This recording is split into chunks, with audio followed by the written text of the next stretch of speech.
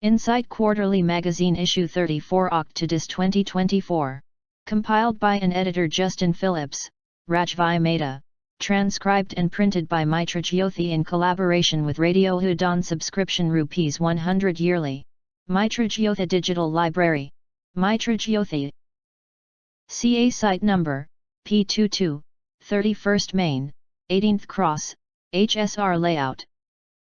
Sector 1, behind NIFT College, Bangalore 560102. Phone, 080-22587623/25. Email, mj.tblibrary@gmail.com. Website, www.mitrajyothi.org. Copyright Notice. This book is reproduced in accessible format for people with bona fide print disabilities by Mitra Jyothi, CA Site Number P22, 18th Cross, 31st Main, Sector 1, HSR Layout, behind NIFT College, Bengaluru 560102. Phone No. 22587623/22587625, Country Code +91 Bengaluru Code 080. Email, mj.tblibrary@gmail.com. Website, www.mitrajyothi.org. This book is created for distribution for the print disabled only and in accordance with the Marrakesh Treaty ratified by India on July 24, 2014 and Section 52, 1, ZB, of the Copyright Act, 1957. This accessible format production of the original publication is permitted to be used only by persons with print disabilities. Any further reproduction, distribution to any person without a print disability or any commercial use of this book is strictly prohibited and will be subject to legal action. Content: 1. Capturing methane. 2. Building polymers. 3. Hyperspecialized process. 4. Incentive for carbon capture. 5. A serendipitous encounter with Prakash Raj. Inspiring reflections on legacy. 6. 200 years of light. 7. My thoughts on glidance. 8. What's my verdict? 9. An income tax haven. 10. Rockstar CJI's transformative legacy for persons with disabilities. 11. In my next life. 12. Mitra Jyothi News October-December 2024. 13. Recipe, Dal Khikdi. 14. Radio Udon News. 15. A platform for all. 16. AI-powered glasses Smarten. Insight 34 Editorial. Dear readers, it has been a proud moment for us Indians when Gyoksh was crowned as the world chess champion recently.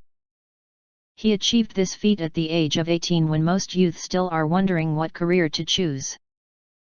On the other hand, Trump is ready to disrupt the status quo.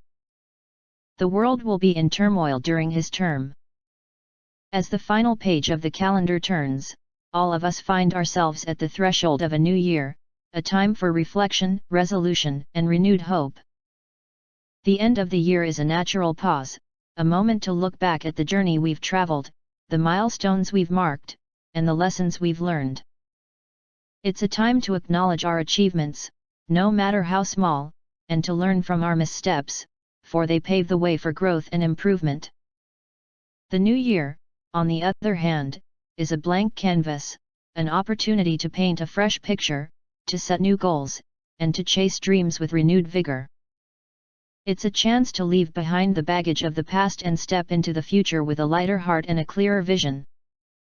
This transition is not merely a change in dates, but a symbolic rebirth, a chance to redefine ourselves and our aspirations.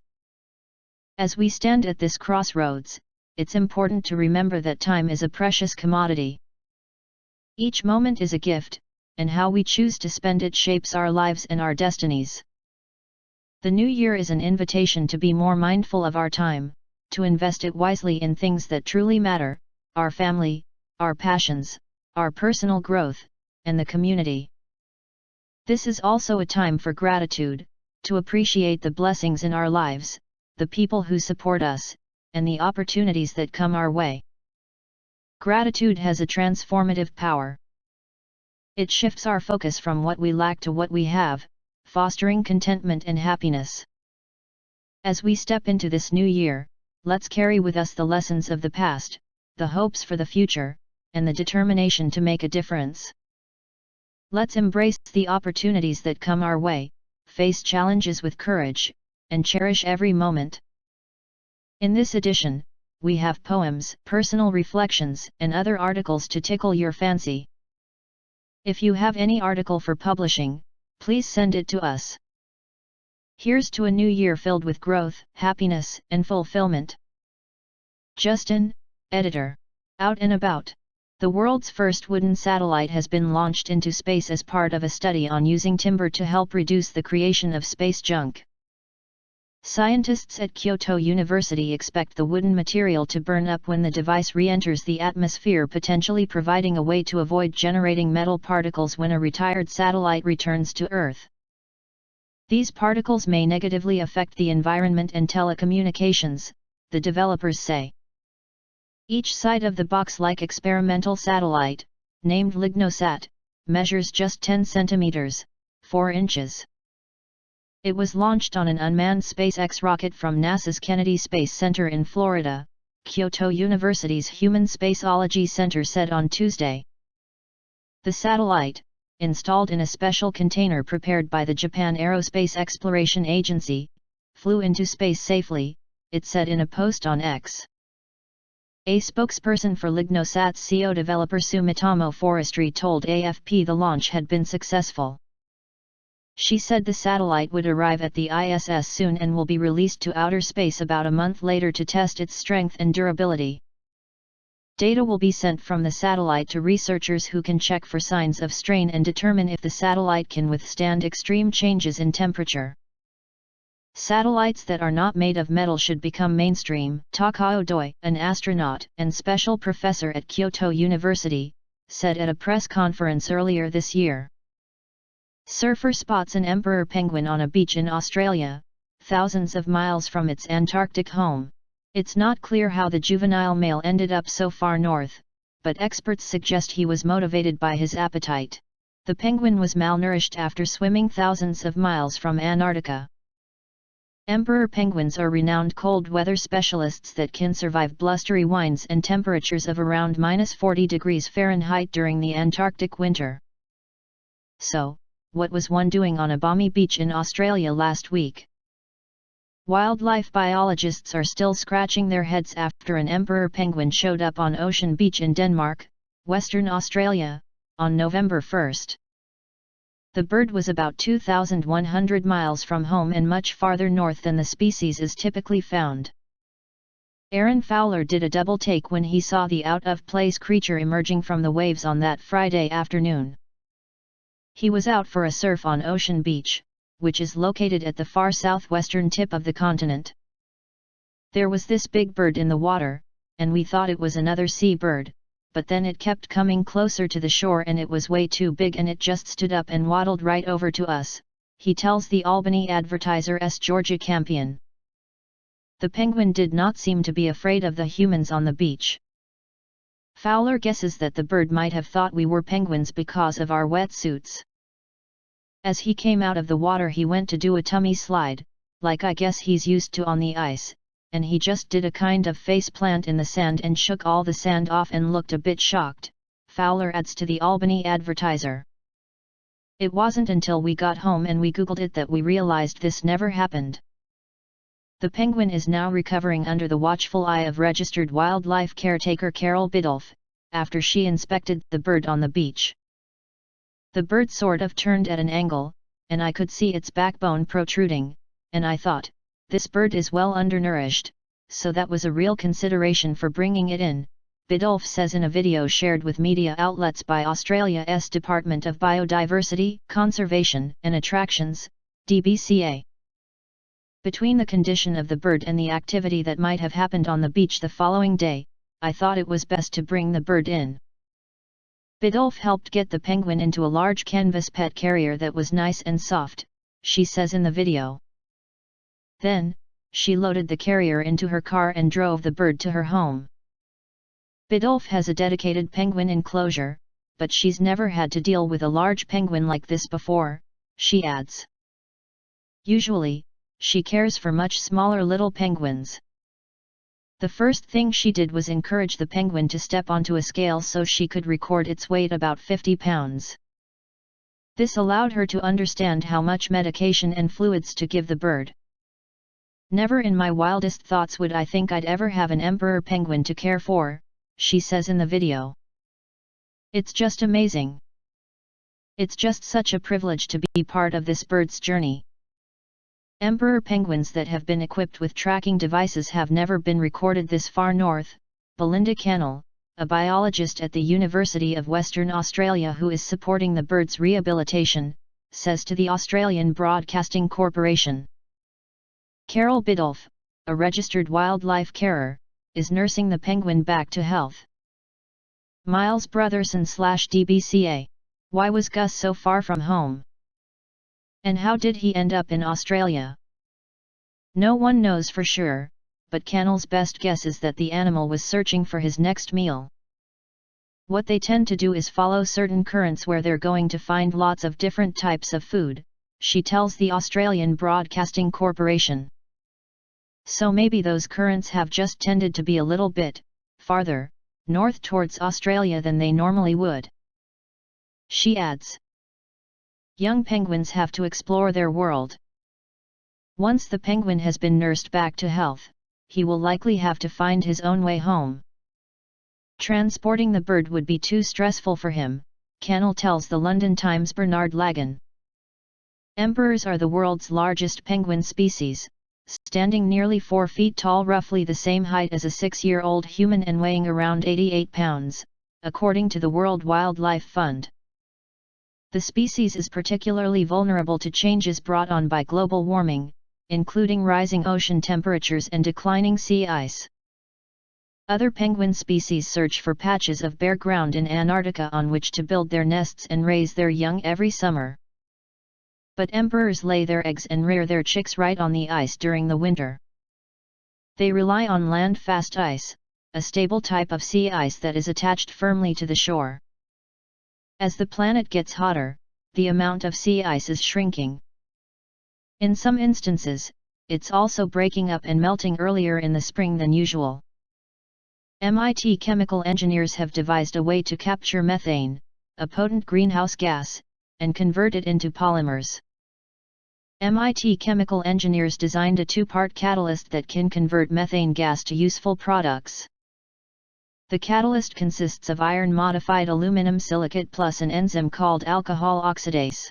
Although it is less abundant than carbon dioxide, methane gas contributes disproportionately to global warming because it traps more heat in the atmosphere than carbon dioxide, due to its molecular structure. MIT chemical engineers have now designed a new catalyst that can convert methane into useful polymers, which could help reduce greenhouse gas emissions.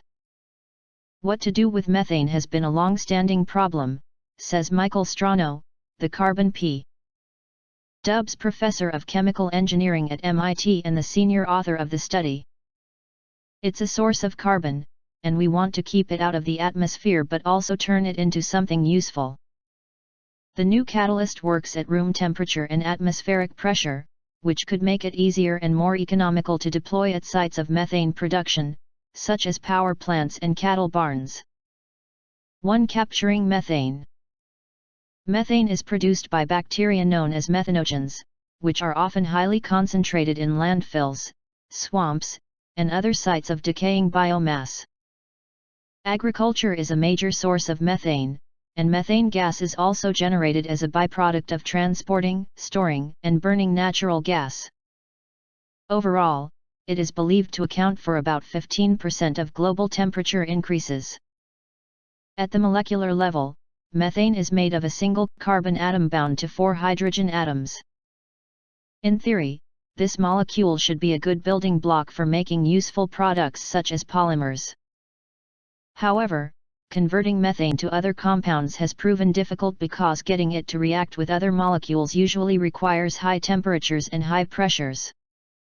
To achieve methane conversion without that input of energy, the MIT team designed a hybrid catalyst with 2 components.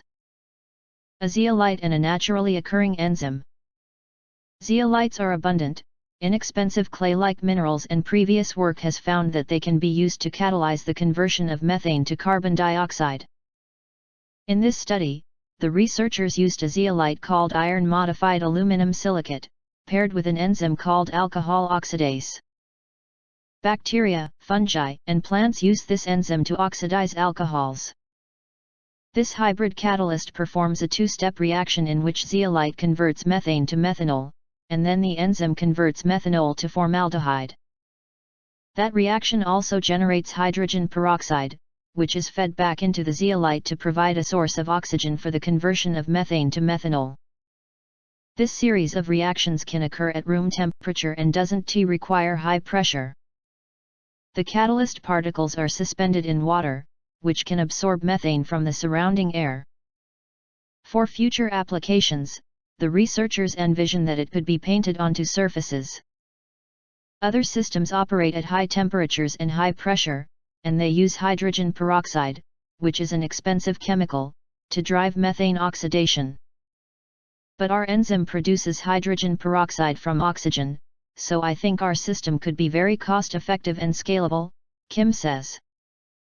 Creating a system that incorporates both enzymes and artificial catalysts is a smart strategy, says Damien de Becker, a professor at the Institute of Condensed Matter and Nanosciences at the University of Louvain, Belgium. Combining these two families of catalysts is challenging, as they tend to operate in rather distinct operation conditions. By unlocking this constraint and mastering the art of chemoenzymatic cooperation, hybrid catalysis becomes key enabling. It opens new perspectives to run complex reaction systems in an intensified way, says de Becker, who was not involved in the research. 2. Building polymers. Once formaldehyde is produced, the researchers showed they could use that molecule to generate polymers by adding urea, a nitrogen-containing molecule found in urine. This resin-like polymer, known as urea formaldehyde, is now used in particle boards, textiles, and other products. The researchers envision that this catalyst could be incorporated into pipes used to transport natural gas. Within those pipes, the catalyst could generate a polymer that could act as a sealant to heal cracks in the pipes, which are a common source of methane leakage. The catalyst could also be applied as a film to coat surfaces that are exposed to methane gas, producing polymers that could be collected for use in manufacturing, the researchers say. Strano's lab is now working on catalysts that could be used to remove carbon dioxide from the atmosphere and combine it with nitrate to produce urea. That urea could then be mixed with the formaldehyde produced by the zeolite enzyme catalyst to produce urea formaldehyde. Researchers discover new third class of magnetism that could transform digital devices. A new class of magnetism called altermagnetism has been imaged for the first time in a new study. The findings could lead to the development of new magnetic memory devices with the potential to increase operation speeds by up to 1,000 times. Altermagnetism is a distinct form of magnetic order where the tiny constituent magnetic building blocks align antiparallel to their neighbors, but the structure hosting each one is rotated compared to its neighbors. Scientists from the University of Nottingham School of Physics and Autonomy have shown that this new third class of magnetism exists and can be controlled in microscopic devices. The findings have been published today in Nature. Altermagnets consist of magnetic moments that point antiparallel to their neighbors. However, each part of the crystal hosting these tiny moments is rotated with respect to its neighbors. This is like antiferromagnetism with a twist. But this subtle difference has huge ramifications. Magnetic materials are used in the majority of long-term computer memory and the latest generation of microelectronic devices. This is not only a massive and vital industry but also a significant source of global carbon emissions. Replacing the key components with altermagnetic materials would lead to huge increases in speed and efficiency while having the potential to massively reduce our dependency on rare and toxic heavy elements needed for conventional ferromagnetic technology. Altermagnets combine the favorable properties of ferromagnets and antiferromagnets into a single material. They have the potential to enable a 1,000-fold increase in the speed of microelectronic components and digital memory while being more robust and energy efficient. Our experimental work has provided a bridge between theoretical concepts and real-life realization, which hopefully illuminates a path to developing altermagnetic materials for practical applications. The new experimental study was carried out at the MAX 4 International Facility in Sweden. The facility, which looks like a giant metal donut, is an electron accelerator, called a synchrotron, that produces X-rays. X-rays are shown onto the magnetic material and the electrons given off from the surface are detected using a special microscope. This allows an image to be produced of the magnetism in the material with a resolution of small features down to the nanoscale. PhD student, Alfred Daldin, has been exploring altermagnets for the last 2 years. This is yet another breakthrough that he has seen during his project. He comments, "To be amongst the first to see the effect and properties of this promising new class of magnetic materials during my PhD has been an immensely rewarding and challenging privilege." Researchers from Aarhus University, O, have developed a new technology that uses microorganisms to convert CO2 in flue gas directly for new purposes, for example fuels or substances for the chemicals industry. The technology can exploit CO2 as a raw material, unlike conventional carbon capture and storage, CCS, which captures carbon from flue gas and converts it into solid matter that can then be stored underground, for example. The research has recently been published in the journal Nature Communications. In a net zero future, we need to use technology that recycles the CO2 we capture instead of continuing to extract more from the ground, says Amelie Kirsten Hessel-Lund Nielsen, a Ph.D. student at the Department of Biological and Chemical Engineering and one of the main authors behind the research. 3. Hyperspecialized process. Globally, CO2 from flue gases is the biggest contributor to higher concentrations of greenhouse gases in the atmosphere.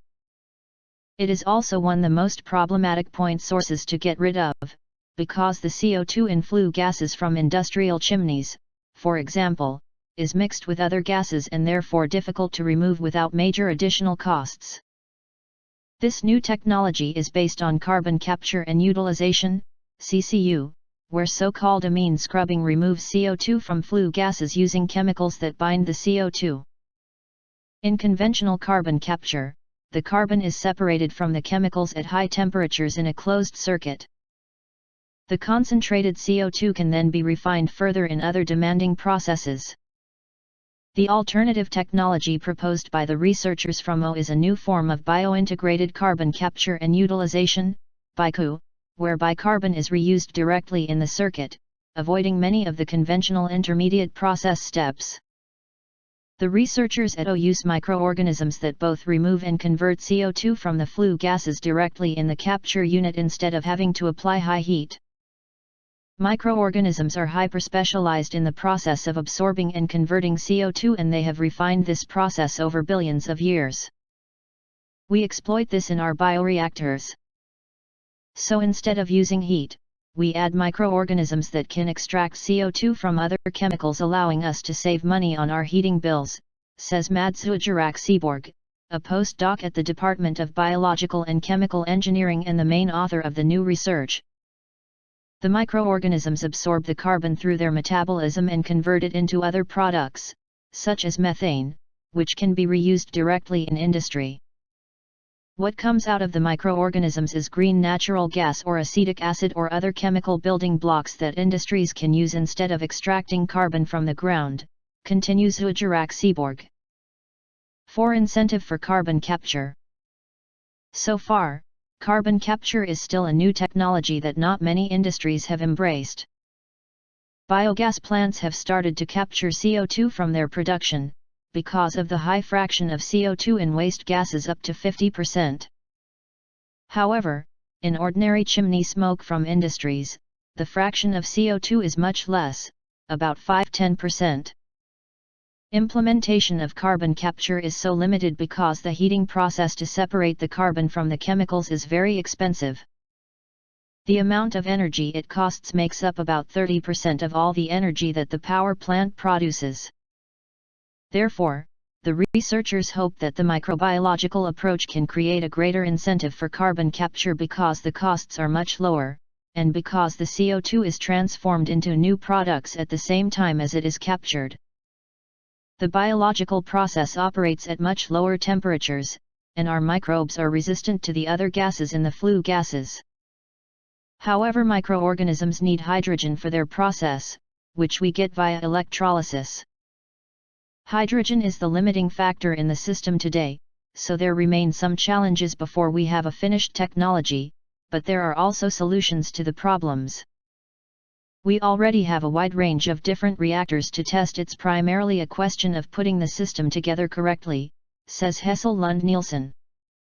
She goes on, CCU is a small but necessary element in reaching the goals of a green transition of industry and net zero, such that emissions of greenhouse gases and removal of these gases are in balance.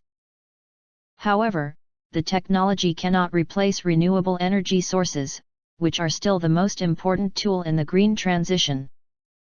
5. A serendipitous encounter with Prakash Raj, inspiring reflections on legacy. Last year's end, on my way back to Bangalore from Hyderabad, I was assisted to my seat on the flight. For the next 1 hour, I would be thousands of meters above land, with nothing to do. It is times like these when my mind begins to churn random thoughts, grappling to find something that will keep me occupied. And, I began to think. 2024 is coming to an end. What can I answer when someone asks me my New Year resolutions? While I was busy trying to find something I could make a resolution of, my CO passenger initiated a conversation. Baritone, smooth voice, well-intonated and articulated English. Ah! Finally, something nice to do. Talk. I could do that forever. As we spoke, I realized that he was none other than the legendary Prakash Raj. A prolific actor who has over 400 films to his credit in Telugu, Tamil, Kannada, Malayalam, Hindi and English. A man who will be remembered for generations for his contribution to Indian cinema. What moved me though was when he told me about another feather in his cap. But this time, it was not just about him or his work, it was about what he could do for others. He is all set to start an institution called Nirdaganthi on his Mysuru farm, describing it as an incubator to nurture performing arts. He asserted that this was his way of leaving behind a legacy. One which went beyond his movies and performances. One which actually helped budding actors and film personnel to get their flying start. This conversation sparked in me the inspiration to reflect on the idea of legacy. Zakir Hussain, the famous table maestro, used to say, "What we have left behind is more important than we leaving the world behind." If each of us begins to adopt this quote in our lives, humankind will always have a rich ocean of legacy to carry forward. I recall an incident from a training seminar where the trainer asked us to write down the names of our 4 grandparents. Most of us could do that easily. However, when asked to name our 8 great-grandparents, we struggled. The trainer pointed out that without our great-grandparents, we wouldn't be here today. Yet, someone argued that their names weren't as important as it was so long ago. Then he gave us a profound insight. We remember Swami Vivekananda, Mahatma Gandhi, Socrates, Aryabhata, or Chanakya for example, although they lived decades and centuries before us. Why? Because they bequeathed mankind with some heritage through their work. A legacy. Each one of us on this planet can create a legacy of our own. A legacy, simply put, is something we do that stay long after we leave the world behind. For example, pledging to plant a sapling every year or reducing the usage of plastic in daily life. Volunteering at an NGO or making donations for the needy. Even something as simple as being kind can leave your print even after you move forward. I strongly believe that there are 3 things that make living worthwhile: to love, to learn, and to leave the world a better place. Let us not just welcome the new year, but pledge to leave behind footprints in the sands of time. Because in the end, our legacy is the greatest gift we can give to the future. This year and onwards, let's not just live, but weave our names into the fabric of history, ensuring that our actions today echo through the ages. Let's create a legacy that speaks of love, learning, and a better world, a ripple effect that lasts through generations. Wishing everyone a very happy new year. Dr. Rajdeep Manwani, 200 Years of Light. In a world once dark, a spark was born. A boy named Louis, his sight was torn. At 16 years old, with vision bright, he crafted dots to bring the light. Braille, the code of touch and feel. A language born from sheer will. 2 centuries have passed since then, empowering millions of women and men. From Paris streets to global lands, Braille's legacy is in countless hands. A tapestry of dots, so fine, guiding fingers, hearts, and minds. Education, freedom, voices heard. In every dot, a whispered word. A bridge to knowledge, dreams unfurled. Braille's gift to a sightless world. As we mark this milestone grand, we honor Louis, his guiding hand. 200 years, his light still shines. In every dot, his spirit binds. By co-pilot, 7 My Thoughts on Glidance. Last month, I went to the in-person talk about Glide by Glidance in London. Launching in winter 2025, it's a new mobility aid for people with sight loss, that could replace a white cane, or guide dog. This post is about my thoughts on the device.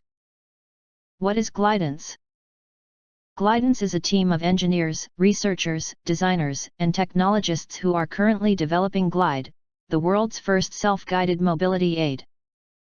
Glide will blend cutting-edge navigational robotics and AI with an intuitive and user-friendly experience.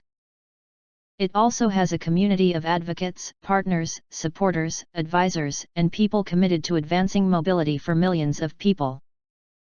The CEO Amos Miller is blind himself.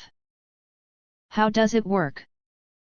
Glidance has an AI system that connects the Glide device and uses real-time data to give you the best routes, find places of interest, navigate obstacles, and guide you through the best way to reach your destination. According to the website, you can use the device to avoid obstacles, find lifts, doors, stairs, and more pre-map routes, spontaneously walk without a destination in mind. In terms of the physical design of the device itself, it has telescoping handle with comfortable grip, that's at a height of 22 inches, 55.88 centimeters, when fully compacted. Haptic feedback in the handle which tells you the direction you need to go. Selection buttons and a programmable quick access button in the handle. 8-inch replaceable terrain wheels with intelligent steering, power assist, and dynamic brakes at the bottom. Built-in speakers, microphones, and Bluetooth connection for audio feedback. Stereo depth camera with 50 feet range, and near-range sensors for obstacle and cliff detection. Rechargeable battery for 6+ hours of active use and smart standby for all-day charge. Portable, collapsible, and light, weighs 6 pounds, 2.72 kilograms. Automatically steers and stops. Path detection and guidance. Avoids obstacles with overhead and drop-off detection. Primary target detection and guidance, door, crosswalk, stairs, etc. Voice input. Companion app for setup and onboarding, device settings and over-the-air update. 8. What's my verdict? During the Q&A session, the team emphasized that Glide is a tool. We as users need to know how to use the tool to make good decisions like when to cross the road safely. In other words, you still need to have good orientation and mobility skills to use the device. The reaction time of the device is good, but also depends on your reaction time as a user. They mentioned Glide will see the stairs with the camera, inform you about the handrail, if there is one, and then you roll the device, or pick it up and walk up the stairs yourself. The device will have LED lighting, which can be used at night when crossing roads. You should be able to use it to navigate familiar routes or new routes. Plus, you can use it with either your left or right hand. For safety, the app could, in the future, allow you to add your location that way. Other users suggested a button to alert emergency services via the device like the police, or your loved ones when in danger. It should be able to handle different weather conditions like snow and rain. It's a device the team believes could be used anywhere, like on the train, getting out of a car, or even on a plane. It has a freestyle navigation ability, things people need to be aware of such as roads, crossings, and pre-mapped routes where you can train Glide to take you where you need to go. The software on the device will be updated monthly, and the product is meant to last you at least 3 years, or more. They want people to be able to use it in real-world scenarios. Similar to a guide dog, when crossing a road, Glide will help you safely get to the other side. The level of haptic feedback you get is similar to being led by a guide dog. According to the team, guide dog users take to using Glide really well, compared to a cane user. As a cane user myself, the test run helped me understand why. When using a cane, I'm the one in control. I'm the one who knows where I need to go, and use the feedback from my cane to make sure I know about gaps in the pavement, uneven pavements, steps, or obstacles I wouldn't usually see as I walk. In comparison with Glide, and I'm assuming a guide dog, I am being led by the device itself. It's moving me forward, instructing me to turn right, left, or abruptly stop when it senses danger. I hold onto it and go where it's taking me. I move when it moves. I love the fact that the company has reached out to the sight loss community, giving us a chance to try it, give feedback, ask questions and raise our concerns. This is something other companies could learn from. We know what we want, we know what we need, and we have a voice, so listen and learn before creating your product or service. Personally, that lack of control would take some getting used to. It'll take an adjustment period to solely trust and rely on the device to safely take me where I plan to go. In theory, it sounds like a brilliant device, that's a cross between a cane and a guide dog. For people who don't want the responsibility of taking care of a guide dog, it could be a good alternative. However, I think it needs to be tested in real-life scenarios, such as crossing the road, navigating crowds, getting on the train platform, etc. In a city like London, these are real-life situations you would use the device. It's important to see how it fares in that environment. Also, different countries have different designs. Some countries have narrow pathways that people walk through. Other countries have situations where the road and pavement become one. Can Glide adapt to each country's existing system? Do you need to keep your cane on standby to go up and down the stairs? How big of a bag do I need to carry my Glide and cane? Lastly, both the cane and guide dog are universally recognized as mobility aids. Would the general public understand what the Glide device is? Overall, I would rather wait to see what users think of the device once it's available in December 2025, instead of pre-ordering it right now.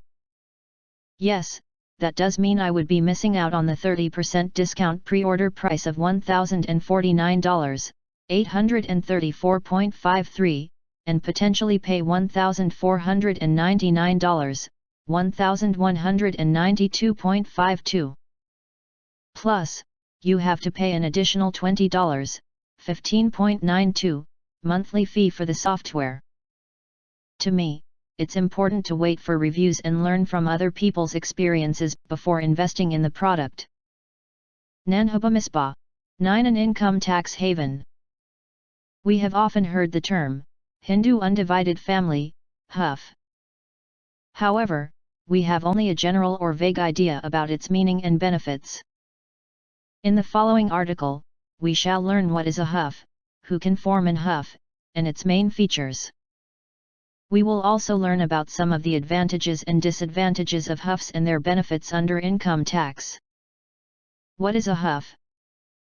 A Hindu undivided family, huff, is a legal and family arrangement unique to India.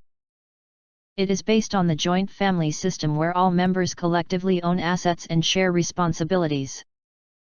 It is governed by the Hindu Succession Act, 1956, including amendments made to the Act, and enjoys several benefits under the Income Tax Act. Who can form a huff? 1. A Hindu undivided family, huff, consists of a common ancestor and all his/her descendants including daughters and wives. 2. Membership of huff is usually by birth or by marriage. Adopted children are also considered part of the huff. 3. Daughters are part of their father's huff and join their husband's huff upon marriage. 4. A huff should have a minimum of 2 members. 5. Hindus, Sikhs, Buddhists, and Jains can form a huff. Muslims and Christians cannot form a huff. 6. A huff can be created anywhere in India except in Kerala. Kerala abolished the huffs through the Kerala Joint Family System Abolition Act, 1975. Features of huff. 1. A huff is automatically created when a person eligible to form a huff gets married.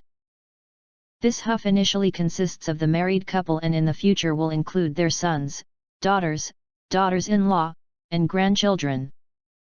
2. A huff must be formally registered to enjoy benefits under the Income Tax Act and to hold assets in its own name as a separate legal entity. 3. The head of the huff is the eldest male member and is known as Karta. After the 2005 amendment to the Hindu Succession Act, females can also become the Karta. 4. All members of the huff other than the Karta are known as co-parceners. Previously only male members of the huff were eligible to become co-parceners, but the 2005 amendment extended this right to daughters and other female family members also. 5. Non-resident Indians are eligible to create huffs and become the Karta of huffs. 6. Only the Karta is allowed to enter into financial and business transactions on behalf of the huff, including signing checks, entering into agreements, etc. A Karta can authorize any other member of the huff to act on his or her behalf. 7. Assets owned by the huff are owned and managed collectively. These assets can include ancestral property, gifts received by the huff, assets bequeathed to the huff through a will, purchased out of the joint huff funds or acquired through contributions made by huff members.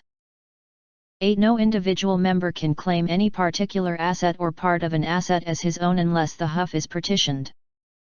Any co-parcener can request dissolution or partition of the huff.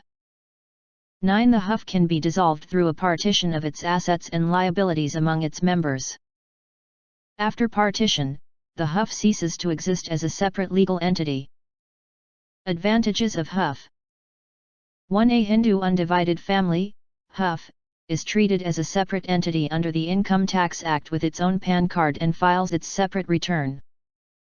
This allows for the division of income and reduction of the overall tax liability for the family.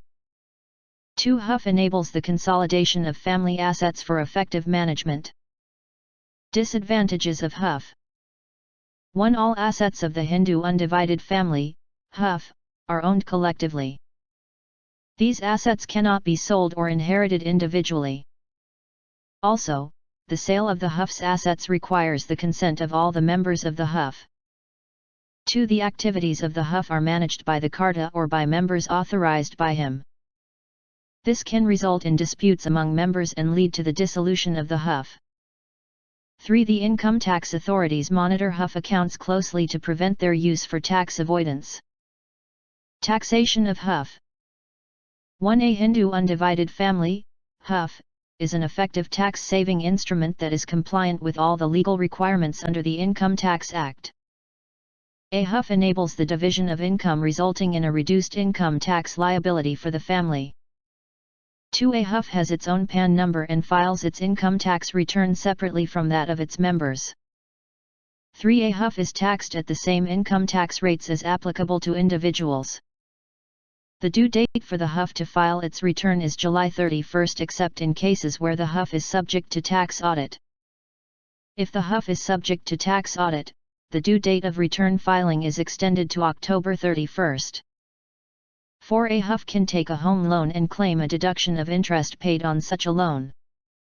5. A HUF can also claim tax benefits under various sections of the Income Tax Act. These sections include Section 80C, Investment in liq or other tax-saving instruments, 80D, Premium paid on medical policy has taken on a life of its members, Sections 54 to 54F, Reinvestment of capital gains in residential house, etc. 6. The above deductions are available to the HUF independent of its members. But the HUF and its members cannot both claim deductions for the same payment. 7. The HUF is also allowed a basic exemption of Rs. 2.5 lakhs while calculating its income under the Income Tax Act. In summary, a HUF is a valuable tool for managing family wealth and optimizing tax liabilities in India. It provides a framework for joint families to hold assets, conduct business, and benefit from tax advantages. However, it is important to understand the legal and tax implications before forming the HUF. Samir. 10 Rockstar CJI's Transformative Legacy for Persons with Disabilities. As Chief Justice of India, Dhananjay Chandrachud was the architect of an accessible and inclusive future for persons with disabilities, writes Shruti Pushkarna. The legal affair ended soon and my love for literature and communications took over. I headed for a career in journalism even though my grandfather kept urging me to become a lawyer or even better, a judge. Little did I know that many moons later, my work for disability inclusion would once again bring me up, close and personal with legal advocacy and lengthy lawsuits.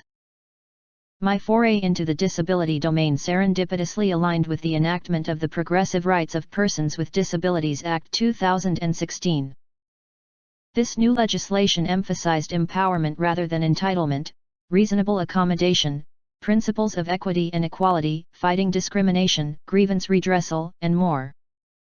As I learned about the denial of rights, injustice, and the gaps in implementation of existing guidelines, I realized the problem lay in the collective societal ignorance and bias towards disability. Hence, the imperative need to uphold the law. In a legal landscape often dominated by ableist attitudes and institutional indifference, the tenure of the 50th Chief Justice of India, Dhananjay Chandrachud shone as a beacon of hope for PWDs in India.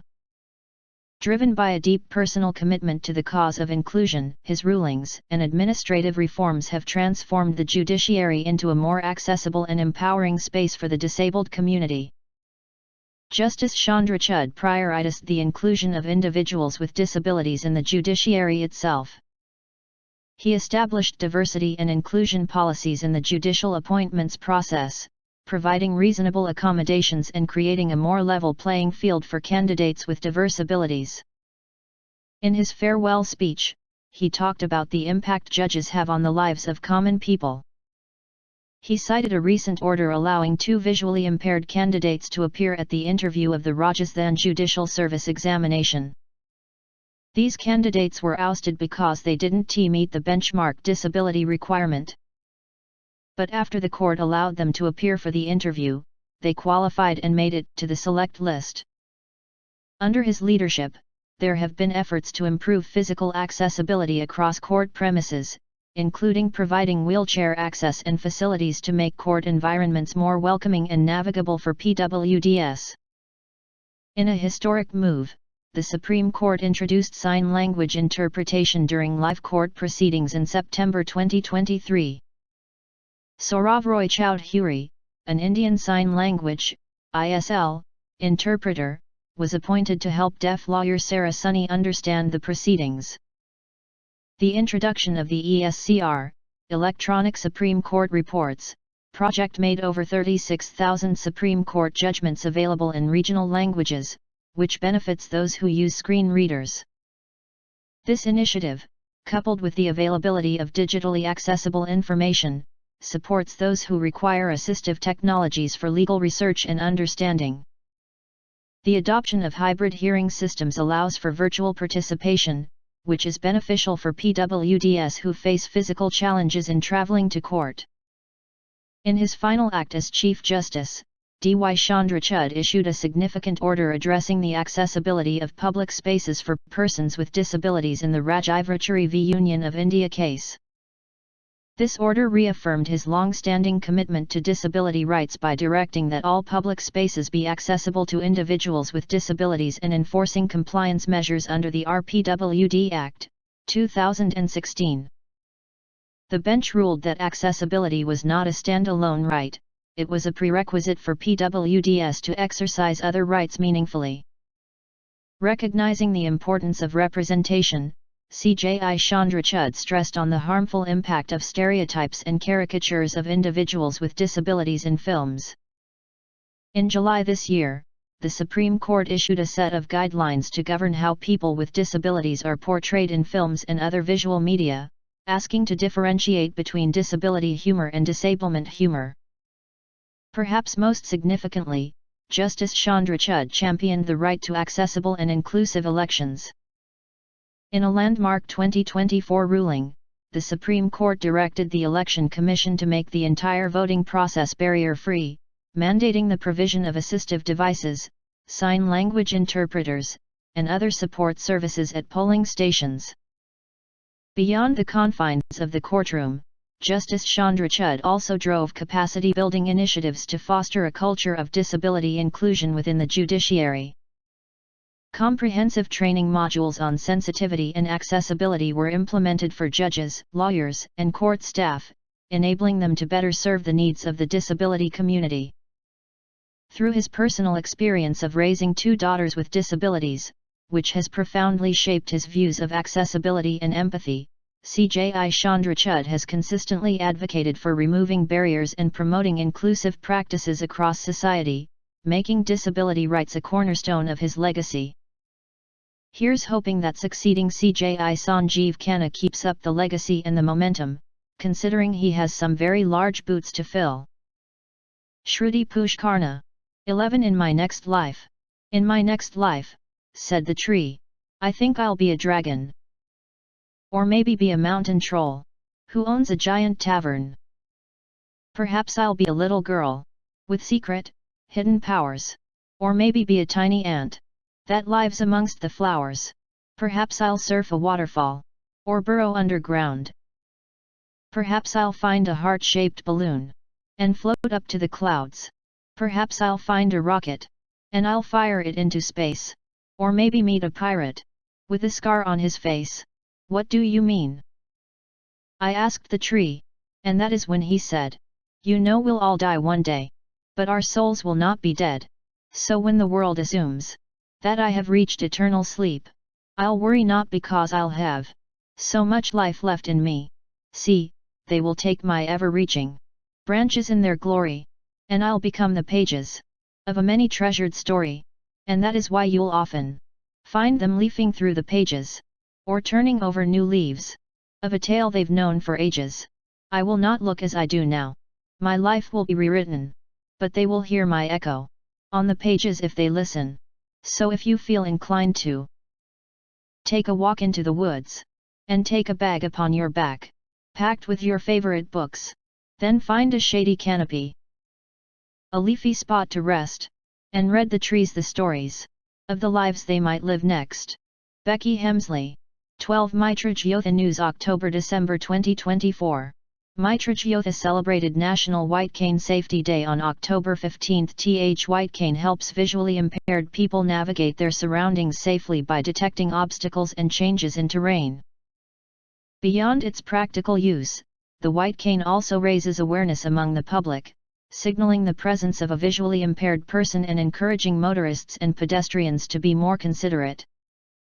Its importance extends to fostering confidence and self-reliance, empowering users to engage more fully with the world around them.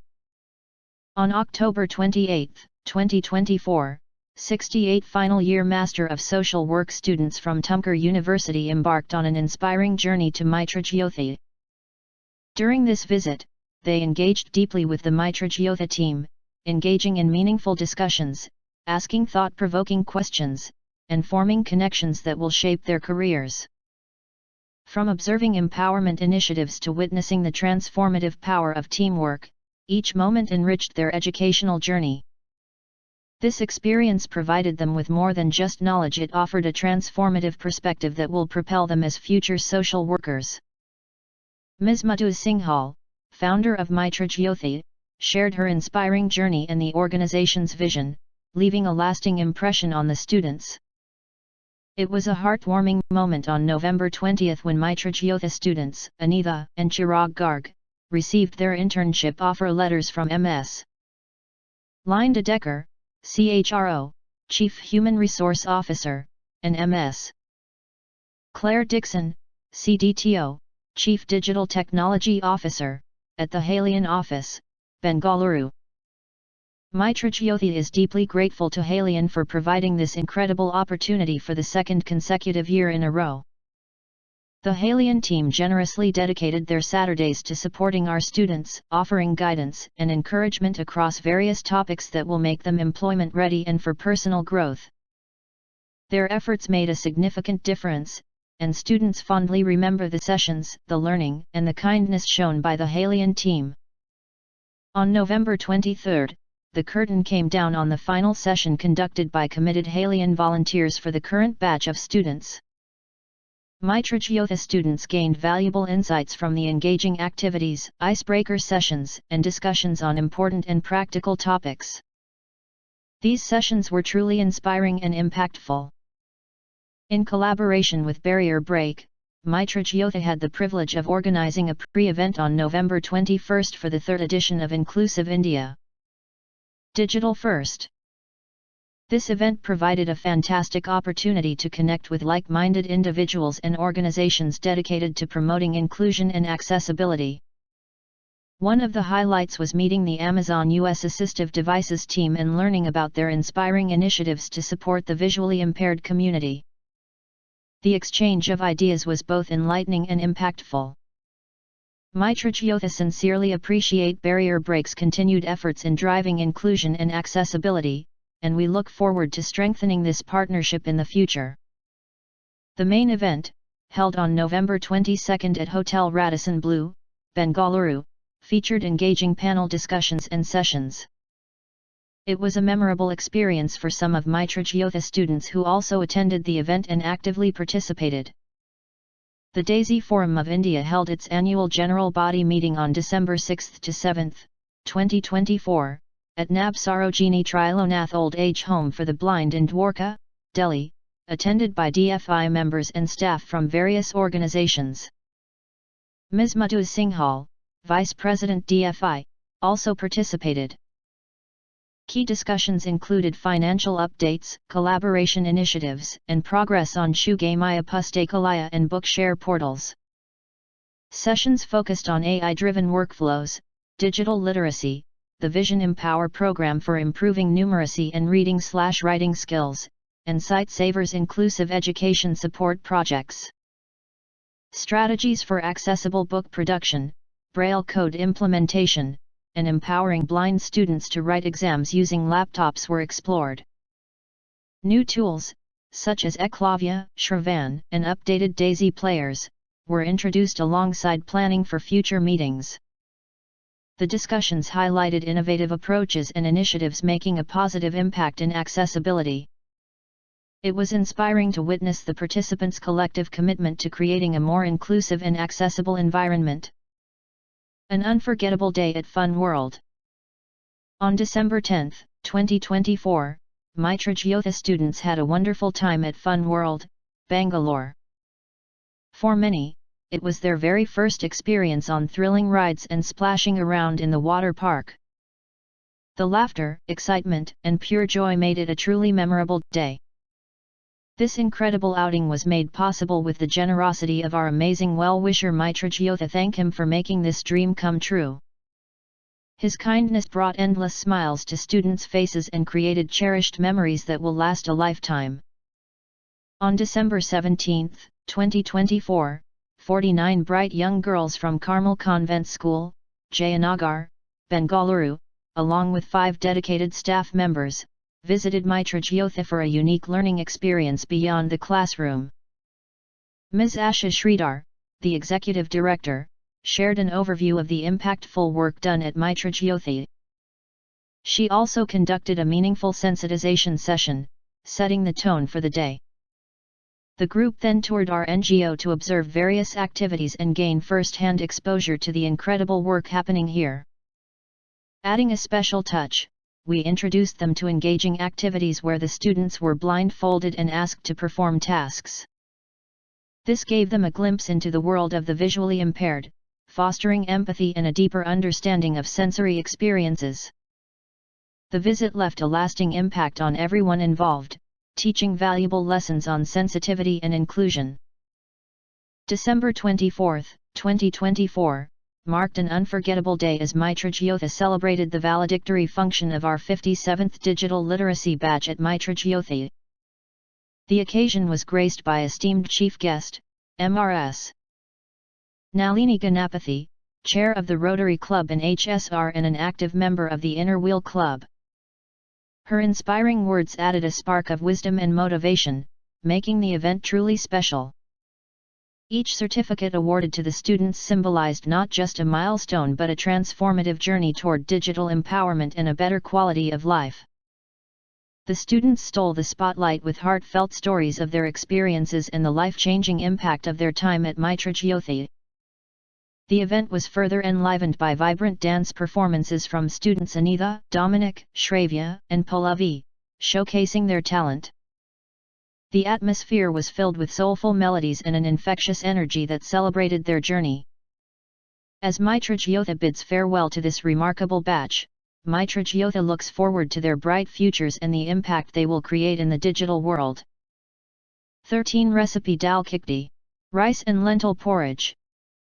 A complete meal that is soft and easy to digest. Ingredients: 1/2 cup rice, 2 1/4 cup mung dal, yellow lentils, 3 2 cups water, 4 1/2 teaspoon salt, 5 1/2 teaspoon turmeric, 6 1 teaspoon ghee or oil. Steps: 1. Wash rice and dal, then put them in a pressure cooker. 2. Add water, salt, and turmeric, then close the lid. 3. Cook for 3 to 4 whistles. Let the pressure release naturally. 4. Mix well and serve with ghee. 14. Radio Udon News. Title: Empowering Voices Through Beauty. Ms. and Mr. Visionary by Radio Udon. In a groundbreaking effort to highlight the talents and strength of individuals with disabilities, Radio Udon is set to present the much-awaited beauty pageant Ms. and Mr. Visionary. This event, to be held in Panchkula on February 15 to 16, 2025, promises to be a celebration of inclusion, confidence, and the limitless potential of persons with disabilities. Radio Udon, a disability community radio station, is known for its tireless efforts to amplify voices from the marginalized sections of society. This pageant, which is part of a larger 2-day awareness program, aims to create a platform where persons with disabilities can showcase their beauty, talent, and achievements. The event is an essential step toward changing the narrative around disability and promoting greater inclusivity in society. 15. A platform for all. The Ms. and Mr.